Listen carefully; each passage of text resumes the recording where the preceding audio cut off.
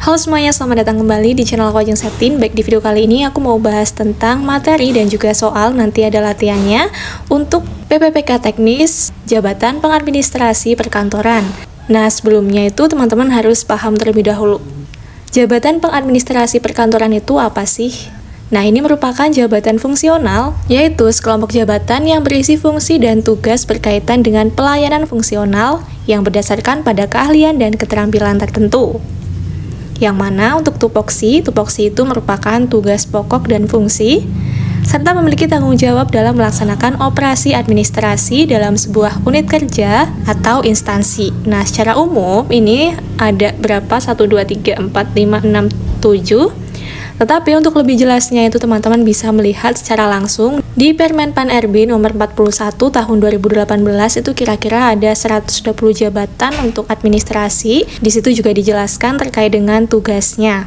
Nah, ini aku rangkumin secara umum aja ya teman-teman. Ini dilansir dari Fungsional ID itu ada sekitar 7, yaitu manajemen dokumen dan arsip. Tugasnya itu mengelola, menyimpan, dan memelihara dokumen serta arsip penting perusahaan atau instansi karena ini pemerintah agar mudah diakses dan aman.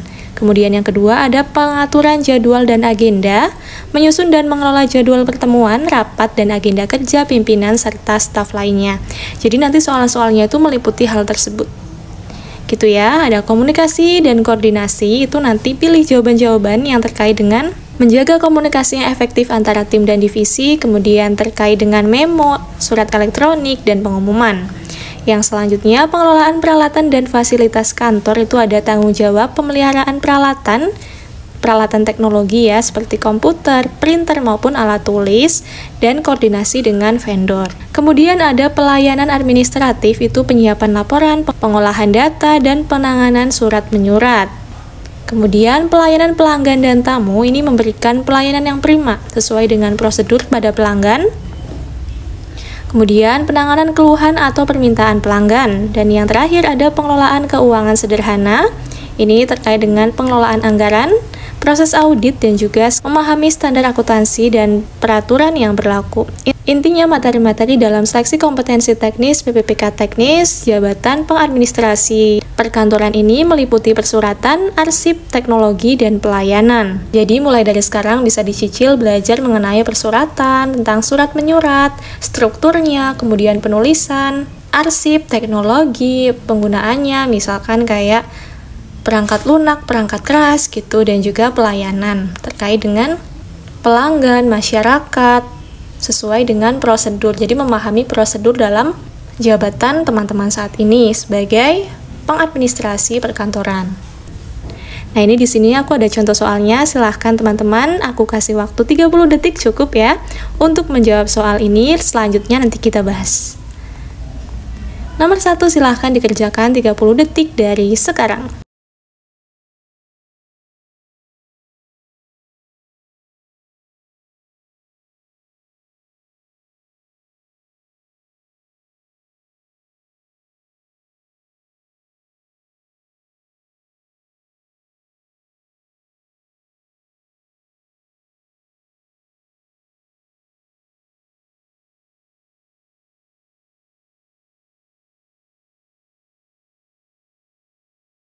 Oke, salah satu hal yang menjadi elemen penting dalam manajemen arsip perkantoran adalah yang A, pengelolaan kas kecil, B, peraturan jadwal rapat, C, sistem pengarsipan yang terstruktur, dan D, pengelolaan pengadaan barang, yang ke E, penanganan keluhan pelanggan. Ingat ya, di sini manajemen arsip. Berarti jawabannya adalah yang C, sistem pengarsipan yang terstruktur.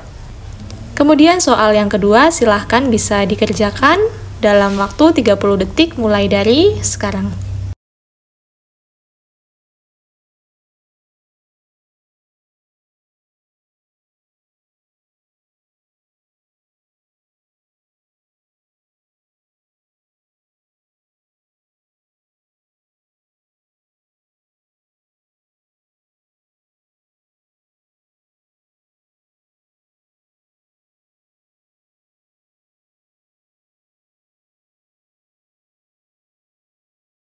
Oke, sudah selesai. Mari kita bahas. Untuk yang kedua ini, soalnya adalah Untuk melakukan pengendalian kualitas dalam pekerjaan administrasi, langkah pertama yang perlu dilakukan adalah A. Membuat laporan akhir, B. Menetapkan standar kualitas, C. Melakukan pelatihan karyawan, D. Mengatur ulang jadwal kerja, atau yang E. Menyusun anggaran baru. Ingat dan pahami konteks soalnya. Bahwasanya dalam melakukan pengendalian kualitas, jawabannya adalah yang B. Benar sekali. Menetapkan standar kualitas adalah langkah awal untuk memastikan bahwa pekerjaan memenuhi kriteria yang diharapkan dan memberikan dasar untuk pengendalian kualitas. Fokus lagi ya bagi yang salah. Ingat, pahami konteks soalnya. Kemudian cari jawaban yang sesuai dengan konteks soal tersebut. Lanjut, nomor 3. Silahkan bisa dikerjakan mulai dari sekarang.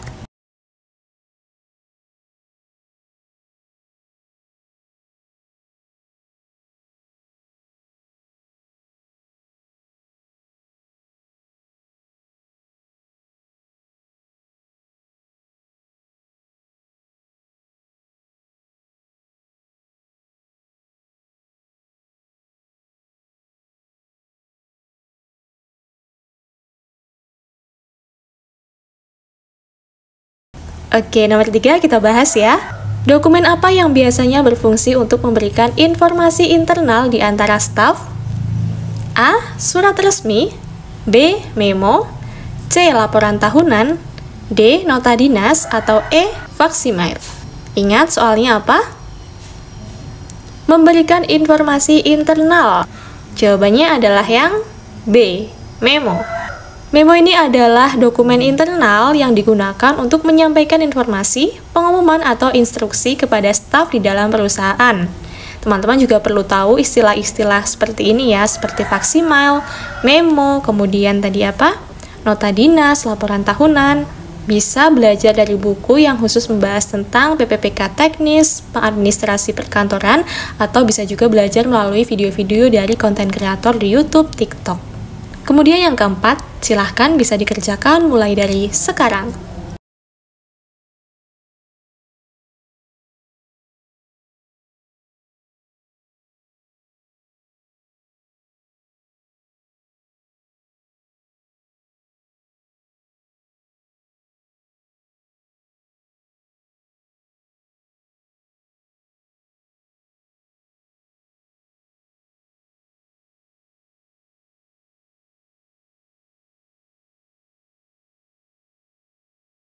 Oke, nomor 4 kita bahas ya.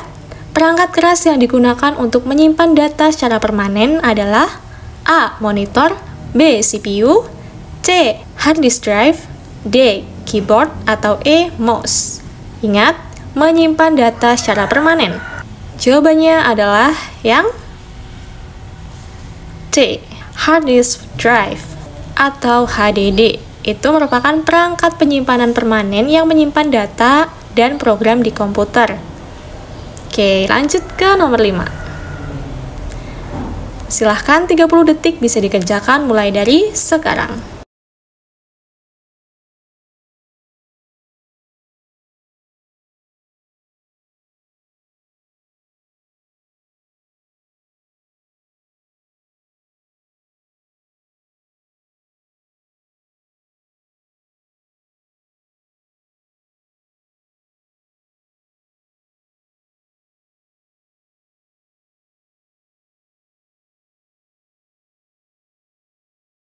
Oke, kita bahas nomor 5. Salah satu prinsip utama pelayanan prima adalah A. Mengabaikan keluhan pelanggan, B. Memberikan layanan yang konsisten dan berkualitas tinggi, C. Mengurangi waktu tanggap terhadap pelanggan, D. Menghindari interaksi langsung dengan pelanggan, atau E. Menawarkan harga terendah tanpa mempertimbangkan kualitasnya. Jawaban yang paling tepat adalah yang B. Memberikan layanan yang konsisten dan berkualitas tinggi. Prinsip pelayanan prima mencakup memberikan layanan yang konsisten dan berkualitas tinggi untuk memenuhi harapan dan kebutuhan pelanggan. Nah, ini opsinya masih mudah ya teman-teman. Tetapi kalau di soal mungkin lebih sulit dan bagus semua ibaratnya, maka dari itu teman-teman lebih sering latihan lagi ya soal-soal terkait dengan kompetensi teknis, manajerial, maupun sosiokultural dan wawancara. Jangan lupa tadi kuncinya materi-materi yang berkaitan dengan persuratan, arsip, teknologi, TIK, dan juga pelayanan kepada pelanggan atau masyarakat. Sekian informasi yang dapat aku sampaikan di video kali ini. Semoga bermanfaat dan sampai jumpa di videoku yang selanjutnya.